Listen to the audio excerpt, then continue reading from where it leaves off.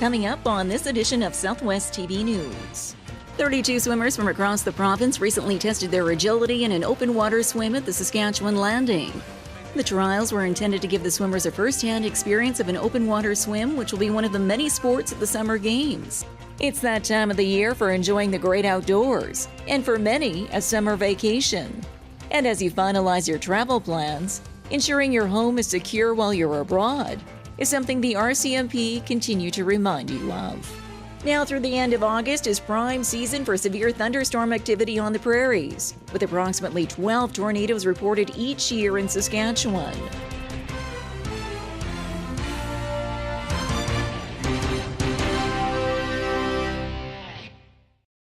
Thanks for joining us here today. 2019 will be a big year for Swift Current as it hosts the Western Canada Summer Games. And the local committee is busy behind the scenes doing some test runs on a number of sports, including swimming. 1,700 athletes will meet in Swift Current next August for the 2019 Western Canada Summer Games. And as the countdown continues to the event, behind-the-scenes preparations are underway. 32 swimmers from across the province recently tested their agility in an open water swim at the Saskatchewan Landing. The trials were intended to give the swimmers a first-hand experience of an open water swim, which will be one of the many sports at the Summer Games, and to iron out any kinks along the way.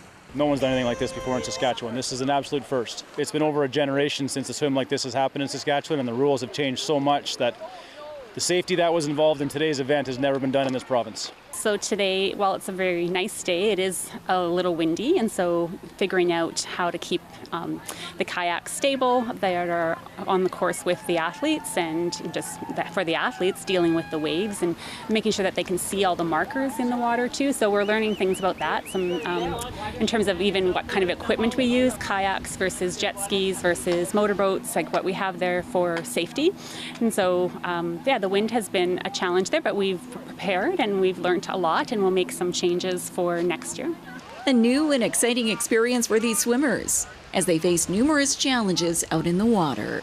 Watching the boys made it look pretty scary. Didn't really look like they were moving.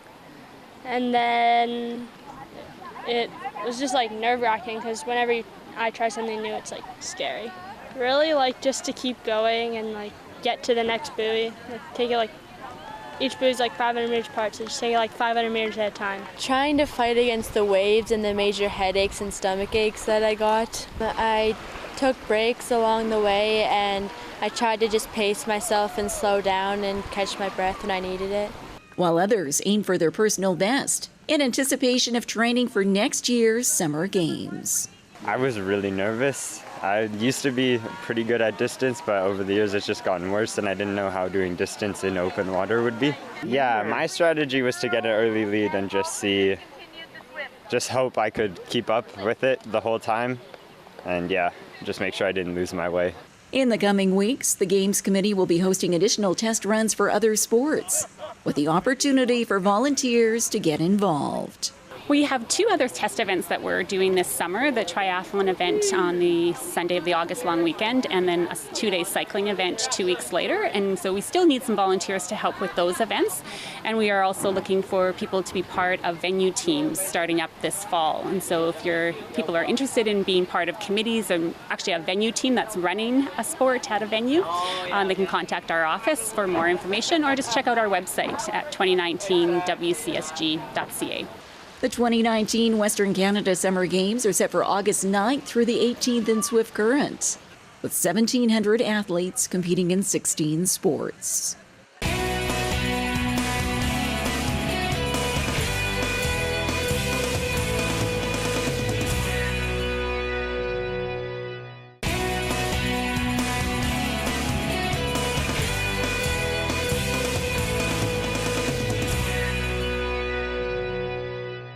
As you head off on your summer vacation, RCMP are reminding you to have a house sitter. It's that time of the year for enjoying the great outdoors, and for many, a summer vacation.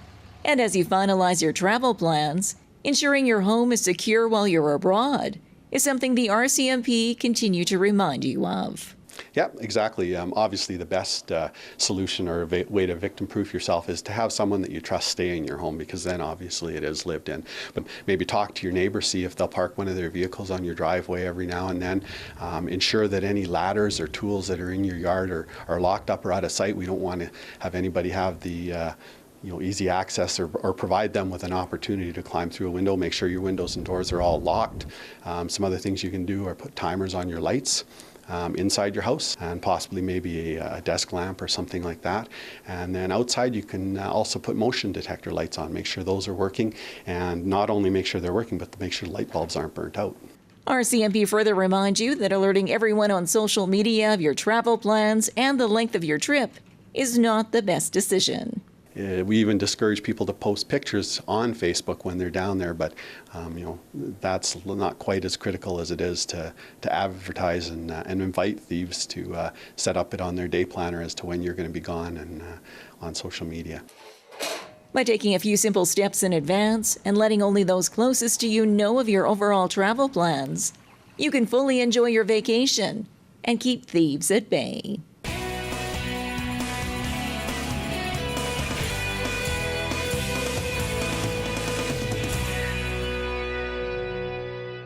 Summer storms are a common occurrence across the prairies, and when lightning strikes, you're reminded to keep your eye on the sky.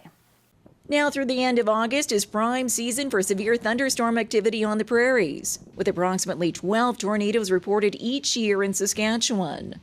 And at the heart of the severe weather are lightning strikes, which can pose a great danger to individuals and livestock. Very simply, we always say, when the thunder roars, go indoors. I mean, that's probably a quick and dirty little kind of a ditty that you can remember and think about. And every year in Canada, we see generally about 10 deaths from lightning, 165 on average injuries, people who are hospitalized. And boy, I can tell you, it's not fun being struck by lightning. It can almost be like resetting your computer. It can be memory loss and all kinds of health ailments if you've been struck by lightning. And when severe weather strikes, you're advised to seek shelter immediately and ride out the storm from a safe location. If you're outdoors, seek shelter in a sturdy building. If not a good building around, well, maybe a car is a vehicle, a truck. Inside the cab of a truck would be a good place to be. As long as you're not touching any electrical metal. It's all right to talk on a cell phone, but not a landline phone.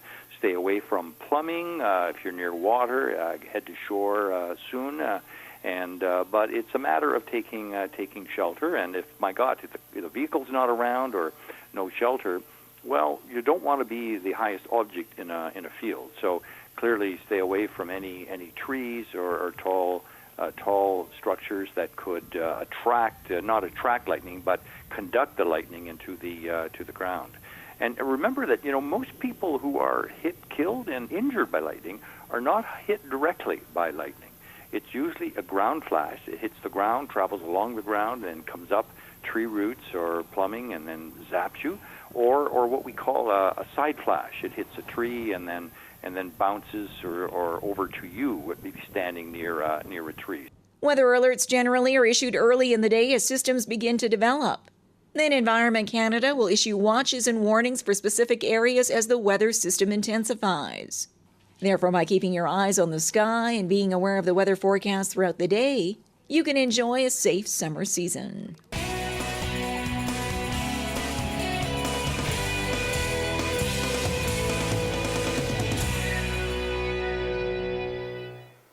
Well, this brings to a close another episode of Southwest TV News, reporting the stories that matter to you. We always welcome your news tips. You can always reach us here by phone at our studio or by email to contact us at southwesttvnews.com. Also, be sure to join us daily online for the latest news from across Southwest Saskatchewan and so much more at southwesttvnews.com. And be sure to follow us on a range of social media. Thanks for joining us here today. I'm Carol Andrews.